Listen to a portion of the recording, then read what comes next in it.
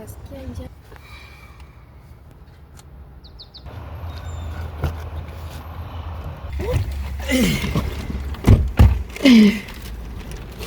Babe, manze, nimetoka hiyo shop manze, nipata dem fulani ananisafiti manze. Sijaingia shop ina.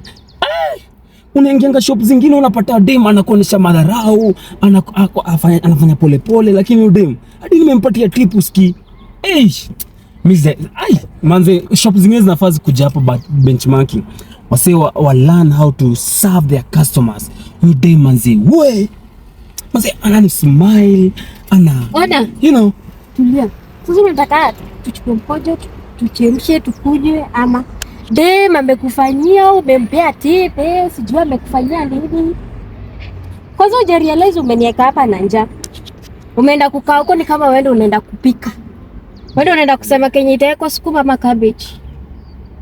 Babe, manze, sasa kila siku manze ndakuwa nakwambia kitu una jam. So mimi nikichelewa kukula niache nyamaze tu chakula zilete masaa yenye inataka. Hakuna sekunda kwambia kitu alafu urelax tu na unisupport na tuendelee na story. Sasa vile umeenda umepeana tip kwenye umepeana msana amekusafu sijui aje. Nafaa ni react, hey babe wewe ni mzuri wewe. Na mimi nakufa njaa. Pole basi. Mimi usikuna niweka hivyo manze. Pole manze. Mimi nimekaa hapa vizuri na kuongoja nikule la vile nilikuwa na njaa hata naanza kusikia kama appetite inaisha. Hata unataka kuuliza nimekuja na ndio hilo ni yako ulikuwa umesema nikubaie ndio hii. Ya last year. Relax babe.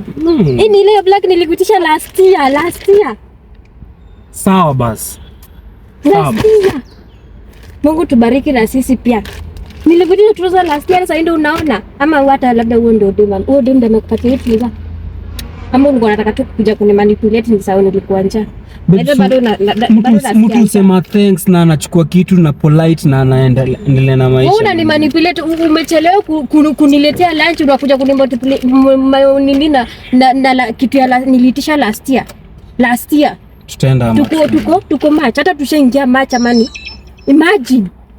Si nimesema pole. So tufanye nini? Hata ungebaki na huo msichana. Msichana, nimepeana tip. Nimefanya sijui nini, tutafanya nini? Uvai kuwe MC. Upeanange kila kitu unataka kupeana huko nje. Sawa, imeisha mwanzo. Haitaisha hivyo.